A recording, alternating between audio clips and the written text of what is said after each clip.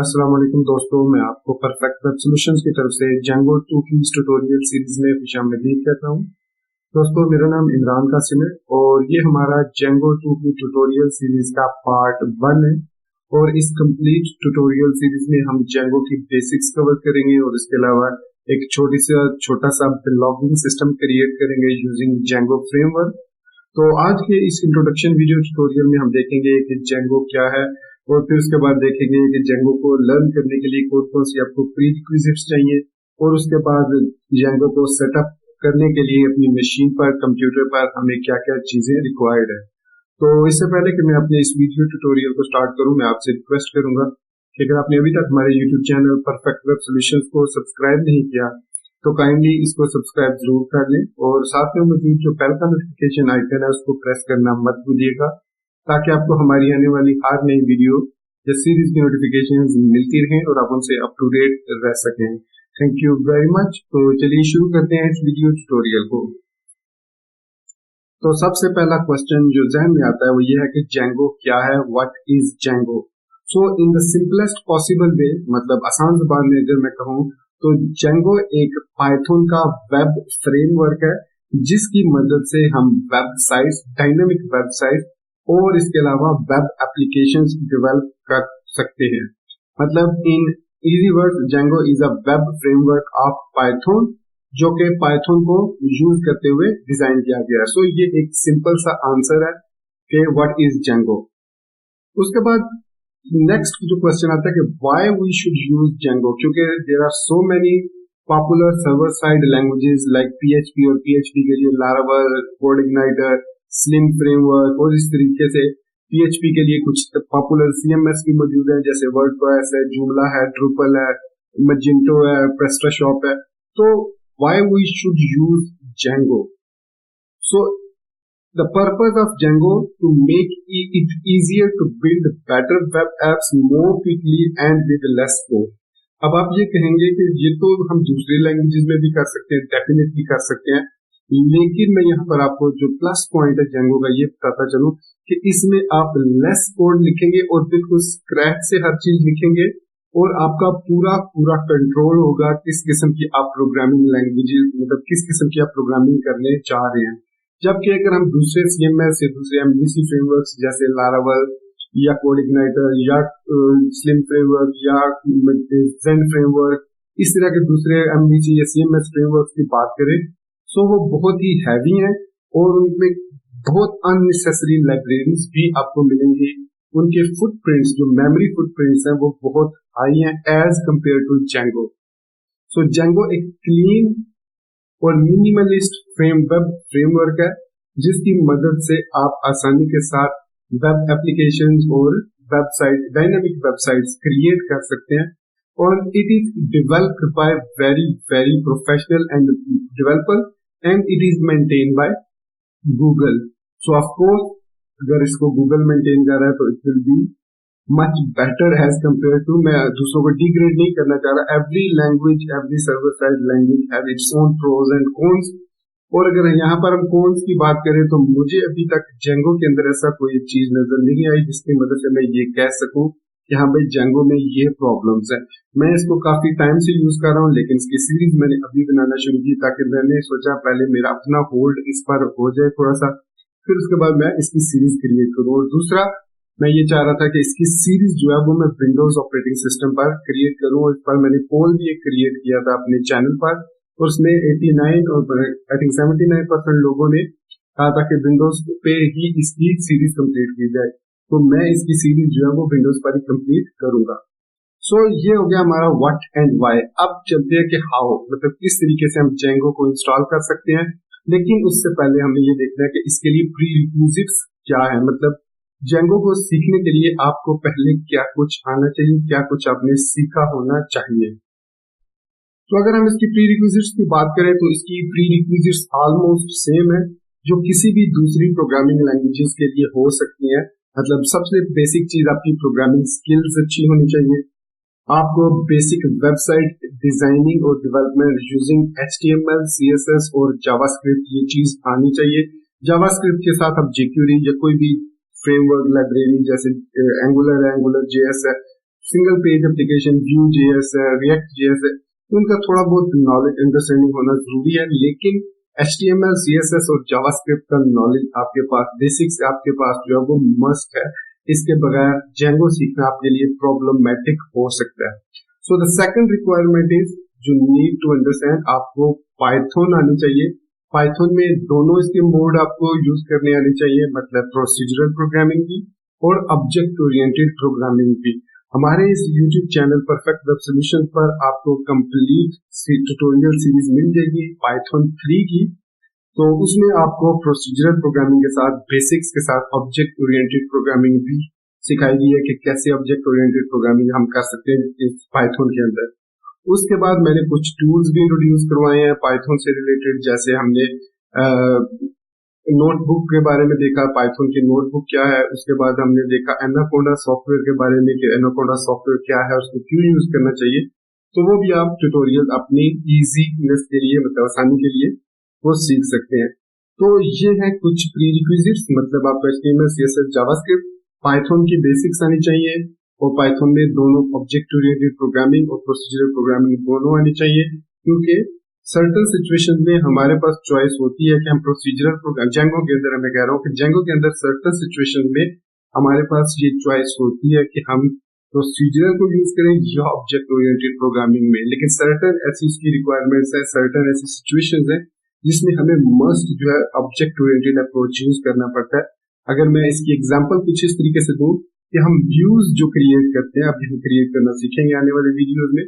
जब हम व्यूज और टेम्पलेट्स क्रिएट करते हैं, व्यूज क्रिएट करते हैं बेसिकली, तो उसमें हमारे पास चॉइस होती है कि इधर हम ऑब्जेक्ट ओरिएंटेड अप्रोच यूज कर लें या हम प्रोसीजरल अप्रोच यूज कर लें। There is no problem with that. लेकिन अगर हम मॉडल्स की बात करें, जब हम मॉडल्स क्रिएट करते हैं इनसाइड जेंगो, वहां पर जो रिक्वायरमेंट है कि हमें must object oriented approach, class based approach use करना पड़ती है। तो इसलिए इट इज रिकमेंडेड कि आप प्रोसीजरल प्रोग्रामिंग और ऑब्जेक्ट ओरिएंटेड प्रोग्रामिंग जरूर पर जरूर सीख लें जेंगो को स्टार्ट करने से पहले। तो छोटे छोटे वीडियो ट्यूटोरियल हैं, अराउंड अबाउट 30 पार्ट है, 33 पार्ट्स हैं। अगर आपने पाइथन नहीं सीखी तो पहले आप पाइथन सीख लें जेंगो को सीखने से पहले। तो प्री रिक्विजिट के बाद हमारे पास टूल्स हैं कि क्या क्या, कौन कौन से टूल्स हमें चाहिए, कौन कौन से सॉफ्टवेयर हमें चाहिए टू वर्क विद जेंगो।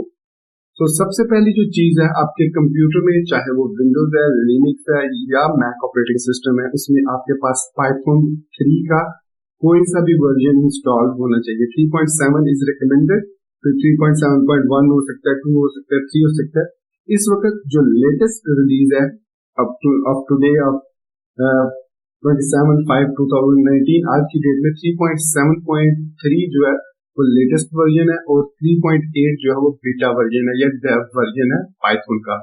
तो आपके सिस्टम में पाइथन इंस्टॉल होनी चाहिए। उसके बाद मैं विंडोज यूजर के लिए रेकमेंड करूंगा कि वो gitscm.com से ये जो डाउनलोड कर ले शेल। इसकी मदद से हम जो है जस्ट लाइक लिनक्स और मैक ऑपरेटिंग सिस्टम की तरह की कमांड्स को आसानी के साथ रन कर सकते हैं। लेकिन अगर वो यूज ना करना चाहे इसको तो पावर शेल को भी यूज कर सकते हैं और कमांड प्रॉम्प्ट को भी। So it is all up to them. मैं इस ट्यूटोरियल में इस gitscm को, git bash को यूज करूंगा और to run the command from the git bash। उसके बाद जो नेक्स्ट रिक्वायरमेंट है वो है of course editor, a smart editor. इस वीडियो ट्यूटोरियल सीरीज में मैं VS कोड को यूज करूंगा, विजुअल स्टूडियो कोड। लेकिन it is all depend on you कि आपके फेवरेट टेक्स्ट एडिटर कौन सा है। इस वक्त जो रेकमेंड किए जाते हैं वो PyCharm है। उसका आपके पास कम्युनिटी एडिशन भी मौजूद है जो फ्रीली अवेलेबल है और प्रोफेशनल एडिशन भी मौजूद है जो कि पेड है। इसके अलावा VS कोड है, एटम एडिटर है और इसके अलावा सबलाइम टेक्स्ट 3 है। मैं खुद सबलाइम टेक्स्ट 3 को यूज करता हूँ, लेकिन सिर्फ और सिर्फ PHP बेस्ड एप्लीकेशंस के लिए। मतलब अगर मुझे लारावेल, वर्डप्रेस, जेंगो कह रहा हूँ, मतलब इस तरह के PHP के जो फ्रेमवर्क्स हैं उनका कोई काम करना हो, उसमें कोई काम करना हो या ट्यूटोरियल बनाना हो तो आई यूज सबलाइम टेक्स्ट 3। लेकिन front end programming languages like JavaScript frameworks like HTML, CSS, मैं उसके लिए प्रेफरेबली यूज करता हूँ VS कोड को। VS कोड को मैं PHP के लिए यूज नहीं करता, ये मेरी अपनी चॉइस है, आप यूज करना चाहें तो कर सकते हैं। सो मैं यहाँ पर आपको दिखाता चलूँ मेरे पास जो पाइथन का वर्जन कौन सा है और उसके अलावा कैसे हम इंस्टॉल करते हैं जेंगो को। सो यहाँ पर मैं राइट क्लिक करूंगा और यहाँ से मुझे गिट बैश हेयर का मैसेज मिल जाएगा, मतलब मेन्यू, इस पे क्लिक करूंगा। सो मैं डेस्कटॉप पे ऑटोमेटिकली आ गया और यहाँ पर मैं पाइथन -- वर्जन लिखता हूँ। तो मेरे पास जो पाइथन का वर्जन इस वक्त इंस्टॉल है वो 3.7.2 RC1 है। तो लेटेस्ट जो वर्जन है इस वक्त वो 3.7.3 है, लेकिन ये भी ओके। अगर आपके पास 3.7.1 इंस्टॉल है तो वो भी ओके है। पिप का वर्जन अगर बात की जाए तो पिप का जो लेटेस्ट वर्जन है वो 19 है। तो मेक श्योर कीजिए आपके पास भी पिप का जो लेटेस्ट वर्जन है वो इंस्टॉल हो, विच इज 19.1.1। अच्छा, तो अगर आपको पाइथन इंस्टॉल करने में कोई प्रॉब्लम हो रही है, अक्सर मैंने यूजर से सुना है कि उनको विंडोज में स्पेशली पाइथन इंस्टॉल करने में प्रॉब्लम आती है, तो उसके लिए आप ट्राई कर सकते हैं एनाकोंडा सॉफ्टवेयर को। एक कंप्लीट पैकेज है, ऑल दो 500+ MB का सॉफ्टवेयर है, लेकिन आई थिंक अब तो जो स्पेस है वो फ्रीली काफी ज्यादा, कंप्यूटर में स्पेस बहुत ज्यादा है, तो आप एनाकोंडा सॉफ्टवेयर को जरूर ट्राई कीजिए अपने सिस्टम में। अगर फिर भी प्रॉब्लम हो तो मैं रिकमेंड करूंगा कि एक दफा आप विंडोज को फ्रेश इंस्टॉलेशन कर लें और फिर आप उसमें ट्राई करें और उसको, या फिर अपनी विंडोज को अप टू डेट करें विद लेटेस्ट अपडेट्स, ताकि कोई मालवेयर या फिर वायरस वगैरह ना हो कंप्यूटर में। तो उसकी जो लाइब्रेरीज हैं, स्पेशली विजुअल सी की रन टाइम लाइब्रेरी, वो अपडेटेड होनी चाहिए। तो मेरे पास पाइथन वर्जन है, पिप का वर्जन इंस्टॉल है। तो लेट्स सी जेंगो को कैसे इंस्टॉल करते हैं। अब अगर हम जेंगो की वेबसाइट पर जाएं, सो यहाँ पर लिखा हुआ है डाउनलोड लेटेस्ट रिलीज। इस पर अगर मैं क्लिक करता हूं तो ये मुझे डाउनलोड वाले लिंक पे ले जाएगा और यहाँ पे हाउ टू गेट जेंगो, सो मतलब जेंगो को कैसे इंस्टॉल किया जाए। तो इसमें आपके पास डिफरेंट तरीके लिखे हैं। सबसे जो ऑफिशियल तरीका है वो है pip install Django equal to 2.2.1। So it means it will install the latest 2.2.1 with version this। Versioning number, अगर आप कोई पुराना वर्जन इंस्टॉल करना चाह रहे हैं तो यहाँ पर डबल इक्वल के बाद आप उसका वर्जन नंबर दे सकते हैं तो वो इंस्टॉल कर सकते हैं। सो ये इसका सिंपलेस्ट पॉसिबल तरीका है। दूसरा इसका तरीका है गिट क्लोन के थ्रू। आप जेंगो की गिट रिपोजिटरी को क्लोन कर सकते हैं या उसकी जिप फाइल को डाउनलोड करके एक्सट्रैक्ट कर सकते हैं और उसके बाद आप उसको रन कर सकते हैं। तो सिंपलेस्ट जो है तरीका है वो मैं यही रिकमेंड करूंगा, पिप, और मैं भी इसी तरीके से इंस्टॉल करूंगा, लेकिन यहाँ पर मैं वर्जन मेंशन नहीं करूंगा, जो भी लेटेस्ट स्टेबल वर्जन होगा वो इंस्टॉल हो जाएगा। तो यहाँ पर मैं गिट बैश में आता हूँ, यहाँ पर लिखूंगा पिप install Django, simply enter press करूंगा और ये ऑटोमेटिकली सर्च करेगा और उसको इंस्टॉल कर देगा। अब यहाँ पर लिखा हुआ है यूजिंग कैश, इसका मतलब है मेरे पास जेंगो ऑलरेडी कैशे में मौजूद है, जो भी लेटेस्ट वर्जन है वो मौजूद है और उसको वो कैशे में से ही उठा रहा है। यहाँ पर आप देख सकते हैं जेंगो -2.2.1 पाई3 मतलब .none.any.pwhl मतलब वी, इसका इसकी एक्सटेंशन है WHL। तो यहाँ पर अब वो इन पैकेजेस को इंस्टॉल कर रहा है। उसके बाद जो नेक्स्ट पैकेज उसके लिए चाहिए वो उनको रिक्वायरमेंट्स को सेटिस्फाई कर रहा है और उसके बाद इंस्टॉलिंग कलेक्टेड पैकेजेस जेंगो। तो थोड़ा सा इंतजार करते हैं और ये जेंगो पैकेज यहाँ पर इंस्टॉल हो जाएगा। तो लीजिए दोस्तों, हमारे पास सक्सेसफुली जेंगो 2.2.1 जो है वो इंस्टॉल हो चुका है। अगर आप जिस वक्त इस वीडियो ट्यूटोरियल को देख रहे होंगे उस वक्त आप पिप इंस्टॉल जेंगो रन करेंगे, might be there is a newer version of Django. लेकिन अगर आप मेरे इस ट्यूटोरियल को फॉलो करते हुए जेंगो 2.2.1 को ही यूज करना चाह रहे हैं तो उसके लिए आप क्या करेंगे, इज इक्वल टू 2.2.1 आप मस्ट लिखिएगा ताकि आप मेरे इस ट्यूटोरियल को प्रॉपर्ली फॉलो कर सकते हैं। हो सकता है जेंगो 3 अगर लॉन्च हो तो उसमें कोई ऐसी चीजें ऐड हो चुकी हूँ जो कि मैंने इस ट्यूटोरियल में कवर ना की और वो आपको प्रॉब्लम फेस कर रही हो, तो मैं उसके लिए रिकमेंड करूंगा कि आप अगर इन फ्यूचर मतलब आफ्टर 6 मंथ्स ये वीडियो ट्यूटोरियल देख रहे हैं, जब मैंने इसको अपलोड किया था आज की डेट 27 है, 5th मंथ है और 2019 है, तो उस वक्त आप इसको इक्वल टू 2.2.1 लिखकर इंस्टॉल कर लीजिएगा ताकि यही स्पेसिफिक वर्जन उसमें इंस्टॉल हो जाए। तो लीजिए दोस्तों, हमने सक्सेसफुली Django 2.2.1 को अपने कंप्यूटर में विंडोज एनवायरनमेंट में सक्सेसफुली इंस्टॉल कर दिया है। तो चलिए दोस्तों, अब हम अपनी पहली सिंपल स्केलेटन एप्लीकेशन क्रिएट करते हैं या वेब ऐप क्रिएट करते हैं यूजिंग Django। तो आपने अगेन टर्मिनल पर मौजूद होना है और यहाँ पर आपने जो कमांड रन करनी है वो रन करनी है Django-admin।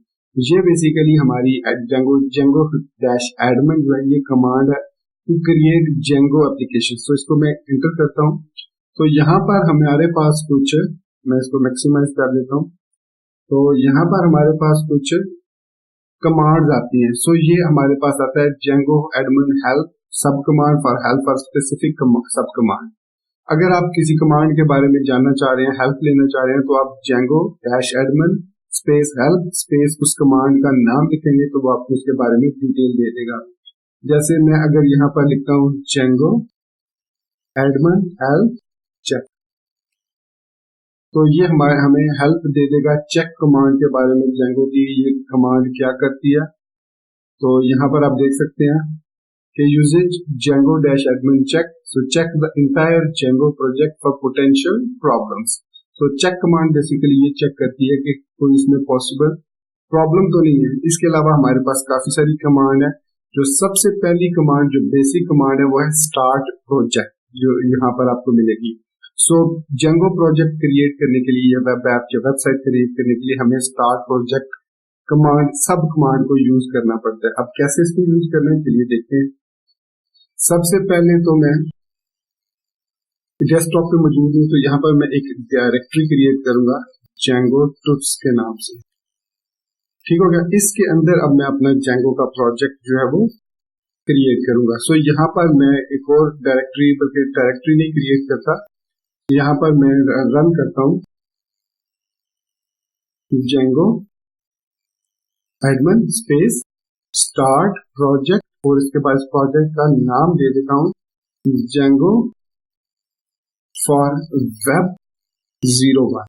मतलब ये पार्ट 1 है, जो इस सीरीज का स्टोरी सीरीज का पार्ट 1 है। इसी हम पार्ट 2 भी क्रिएट करेंगे। यहाँ पर जरूरत पड़ी हमें लेग से पार्ट क्रिएट कर लेंगे। सो ये Django फॉर वेब 01 मैंने इसका नाम रख के एंटर प्रेस कर दिया। तो थोड़ी सी वेट करेंगे और ये वापस प्रॉम्प्ट पे आ गया। इसका मतलब है अगर यहाँ पर हम ls लिखेंगे, सो यहाँ पर हमारे पास Django, एक्चुअली मैंने नेविगेट नहीं किया था, Django फोल्डर है Django tools के फोल्डर में, तो इसने यही रूट पर ही ये क्रिएट कर दिया। तो चलिए मैं Django tools के फोल्डर में चला जाता हूँ और यहाँ पर दोबारा से Django-admin और स्टार्ट प्रोजेक्ट और उसके बाद Django फॉर वेब 01 लिख के मैं एंटर कर देता हूँ। अब यहाँ पर मैं ls करता हूँ तो यहाँ पर आप देख सकते हैं Django फॉर वेब का फोल्डर क्रिएट हो गया। सो Django फॉर वेब में मैं चला जाता हूँ और यहाँ पर जब मैं स्क्रीन को क्लियर करके लिस्ट करता हूँ तो यहाँ पर हमारे पास अगेन एक फोल्डर Django फॉर वेब मिल जाता है और इसके अलावा एक menu.py, इसके साथ एक स्टार लिखा हुआ नजर आ रहा होगा आपको। तो डैश ये बता दिया कि ये एग्जीक्यूटेबल फाइल है, एक मॉड्यूल है। तो इसको एग्जीक्यूट करने का तरीका होता है, हम जो भी इस फोल्डर के अंदर Django tools के अंदर Django फॉर वेब 01 के अंदर जो भी Django रिलेटेड कमांड रन करना चाहेंगे वो लिखेंगे इस तरीके से python manage.py और उसके बाद उस कमांड को हम लिखेंगे। सो मैं लिखता हूँ python manage.py और प्रेस करता हूँ एंटर। तो ये देखिए हमारे पास अगेन काफी सारी कमांड की लिस्ट आ चुकी है जो कि ऑलमोस्ट समहाउ सेम है जो Django-admin की कमांड है। आपने चेक देखा था, उसके बाद स्टार्ट प्रोजेक्ट भी इसमें मौजूद है, स्टार्ट ऐप भी मौजूद है। सो सेशंस अगर यहाँ पर हम देखें तो सेशन से रिलेटेड क्लियर सेशन करना, collect static, find static, run server, मतलब स्टैटिक फाइल के लिए क्या हमने करना है। सो इसमें जो हम सबसे नेक्स्ट कमांड यूज करेंगे वो है रन सर्वर। सो ये रन सर्वर क्या करती है, बेसिकली हमारे इस प्रोजेक्ट स्केलेटन को कंपाइल करके एक हमें एनवायरनमेंट क्रिएट करके देगा जिसकी मदद से हम इस एप्लीकेशन को ब्राउजर में ओपन कर सकते हैं। तो यहाँ पर मैं लिखूंगा python manage.py and then run server simply. So अब ये क्या करेगा इस रन सर्वर, ये हमें एक रन टाइम एनवायरनमेंट क्रिएट करके देगा, एक लोकल सर्वर क्रिएट करके देगा और यहाँ पर उसने बता दिया कि http 127.0.0.1:8000 पर अब आप इस एप्लीकेशन को ओपन कर सकते हैं। तो यहाँ पर मैं इसको करता हूँ मिनिमाइज, ब्राउजर में आता हूँ नेक्स्ट टैब में और यहाँ पर मैं लिखूंगा लोकल होस्ट लिख सकता हूँ :8000 या मैं 127.0.0.1:8000 लिख के एंटर प्रेस करूंगा। तो दोस्तों अगर आपके पास ये मैसेज आया है the install work successfully congratulations, so it means आपका जो सर्वर है वो सक्सेसफुली क्रिएट हो चुका है और अब आप इसकी मदद से अपनी एप्लीकेशन को टेस्ट कर सकते हैं, रन कर सकते हैं, इसमें चेंजेस कर सकते हैं। और ये एक लाइव सर्वर है, मतलब watching for the file changes with stat reloader. So अगर आप कोई भी चेंज करेंगे अपने प्रोजेक्ट के अंदर, फाइल्स के अंदर, तो ये ऑटोमेटिकली उसको रीलोड कर देगा और वो चेंजेस हम देख सकेंगे। तो ये है, हमने अब इस तरीके से हमने अपनी एप्लीकेशन क्रिएट कर लिया और उसको हमने अपने ब्राउजर में रन भी कर लिया।